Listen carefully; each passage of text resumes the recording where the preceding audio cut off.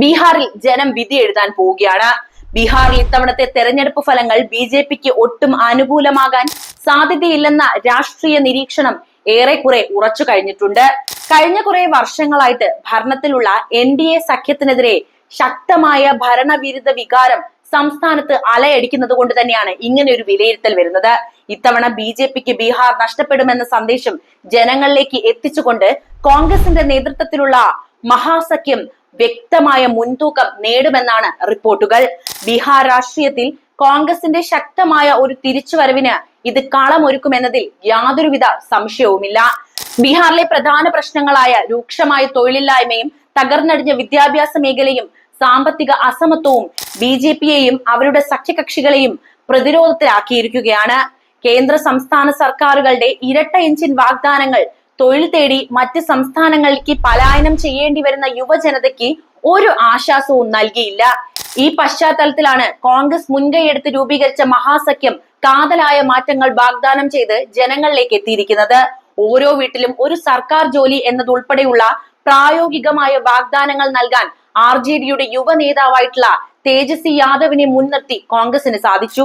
ബി.ജെ.പിയുടെ പതിവ് വർഗീയ അജണ്ടകൾക്ക് പകരം ജീവിത പ്രശ്നങ്ങളെ മുൻനിർത്തി സംസാരിക്കാൻ കോൺഗ്രസിനും അതുപോലെ സഖ്യത്തിനും കഴിഞ്ഞത് ജനങ്ങൾക്കിടയിൽ വലിയ സ്വീകാര്യത നേടിയെടുക്കാൻ അവരെ കൊണ്ട് സാധിച്ചിട്ടുണ്ട്.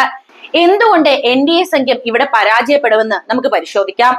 ബീഹാറിന്റെ രാഷ്ട്രീയ ചരിത്രത്തിൽ ഒരു വഴിത്തിരിവായേക്കാവുന്ന ഒരു തെരഞ്ഞെടുപ്പിനാണ് ഇത്തവണ സംസ്ഥാനം സാക്ഷ്യം വഹിക്കാൻ പോകുന്നത് എന്നതാണ് യാഥാർത്ഥ്യം.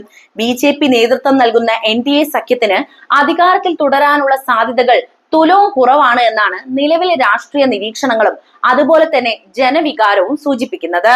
ബി.ജെ.പിക്ക് ഇത്തവണ ബീഹാർ നഷ്ടപ്പെടുമെന്നതിനെ സാധൂകരിക്കുന്ന നിരവധി ഘടകങ്ങളുണ്ട്. അവ കോൺഗ്രസിന്റെ നേതൃത്വത്തിലുള്ള മഹാസഖ്യത്തിന് വലിയ പ്രതീക്ഷയും നൽകുന്നു. ബീഹാറിൽ ബി.ജെ.പിയുടെ പതനത്തിന് കാരണമാകുന്ന ഏറ്റവും വലിയ ഘടകം ശക്തമായ ഭരണവിരുദ്ധ വികാരം തന്നെയാണ്.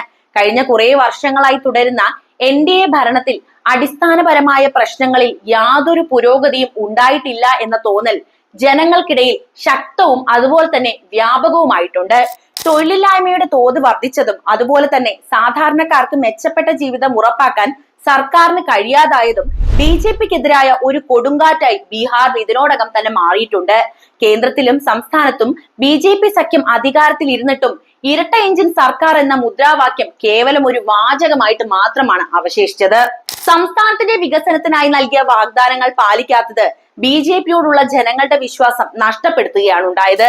ബി.ജെ.പിക്കെതിരെ ജനവികാരം ശക്തമാകുമ്പോൾ കോൺഗ്രസ് നേതൃത്വം നൽകുന്ന മഹാസഖ്യം തന്ത്രപരമായ ഈ സാഹചര്യം ഉപയോഗപ്പെടുത്തുന്നുണ്ട്. രാഹുൽ ഗാന്ധിയും അതുപോലെ തന്നെ തേജസ്വി യാദവും ഒത്തുചേർന്നുള്ള പ്രചാരണങ്ങൾ സംസ്ഥാനത്തെ യുവജനതയ്ക്ക് വലിയ പ്രതീക്ഷയാണ് ഇതിനോടകം തന്നെ നൽകിയിട്ടുള്ളത്. ബി.ജെ.പിയുടെ വർഗീയ ധ്രുവീകരണ ശ്രമങ്ങളെ നേരിടാൻ മഹാസഖ്യം സാമൂഹിക നീതിയിലും തൊഴിലവസരങ്ങൾ സൃഷ്ടിക്കുന്നതിലും ശ്രദ്ധ കേന്ദ്രീകരിച്ചു. ഒരു വീട്ടിൽ ഒരു സർക്കാർ ജോലി പോലുള്ള വിപ്ലവകരമായ വാഗ്ദാനങ്ങൾ തൊഴിൽ രഹിതരായ യുവാക്കളെ ആകർഷിച്ചിട്ടുണ്ട്. ബി.ജെ.പിക്ക് ഇതിന് മറുപടി നൽകാൻ സാധിക്കാതെ പോയത് അവരുടെ പരാജയത്തിന്റെ ആഴം വർദ്ധിപ്പിക്കുകയാണുള്ളത്. കൂടാതെ എൻ.ഡി.എ സഖ്യത്തിനുള്ളിലെ ആഭ്യന്തര പ്രശ്നങ്ങൾ ബി.ജെ.പിക്ക് തലവേദന സൃഷ്ടിക്കുന്നുണ്ട് എന്നതും ഇവിടെ എടുത്തു പറയണം.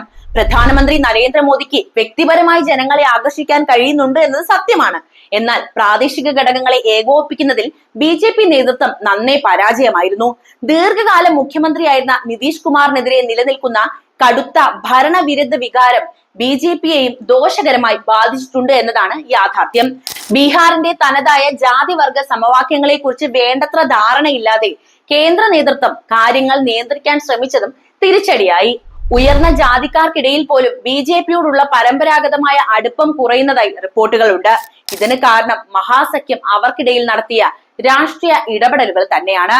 ഇവിടെ ബി.ജെ.പി അധികാരത്തിൽ വരില്ല എന്ന് ഉറപ്പിക്കാൻ മറ്റൊരു കാരണം കൂടിയുണ്ട്. അത് അവർക്ക് ബീഹാറിലെ പ്രാദേശിക നേതാക്കളെ വളർത്താൻ സാധിച്ചിട്ടില്ല എന്ന യാഥാർത്ഥ്യമാണ്. എല്ലാം കേന്ദ്രീകൃതമായി നിയന്ത്രിക്കാനുള്ള ശ്രമം സാധാരണ പ്രവർത്തകർക്കിടയിലും നേതാക്കൾക്കിടയിലും നിരാശയാണ് ഉണ്ടാക്കിയത്. ഇതിന് വിപരീതമായിട്ട് മഹാസഖ്യം ചെയ്തതോ പ്രാദേശികമായി വേരുകളുള്ള നേതാക്കൾക്ക് പ്രാധാന്യം നൽകി. ഇത് സാധാരണക്കാരിലേക്ക് എളുപ്പത്തിലെത്താൻ അവർക്ക് സഹായകരമായി.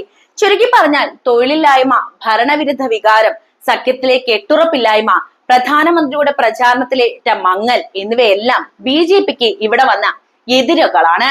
ഈ ഘടകങ്ങളെല്ലാം കോൺഗ്രസ് നേതൃത്വം നൽകുന്ന മഹാസഖ്യത്തിന് അനുകൂലമായ ഒരു തരംഗം ഇവിടെ സൃഷ്ടിച്ചിട്ടുണ്ട് എന്നതും നമ്മൾ ഇവിടെ സംസാരിക്കേണ്ട വിഷയമാണ്. ബീഹാറിലെ ജനങ്ങളുടെ മനംമാറ്റം BJPയുടെ ദേശീയ രാഷ്ട്രീയത്തിലെ കുതിപ്പിന് ഒരു തടയിടാൻ പോകുന്നത് തന്നെയാണ്. അതുകൊണ്ട് തന്നെ ഇത്തവണ ബീഹാർ BJPയുടെ കൈകളിൽ ഒതുങ്ങില്ല എന്നത് ഏറെക്കുറെ ഉറപ്പുമാണ്. അപ്പോൾ നിങ്ങൾക്ക് എന്താണ് തോന്നുന്നതെന്ന് ഇപ്പോൾ തന്നെ കമന്റ് ആയിട്ട് രേഖപ്പെടുത്തണേ.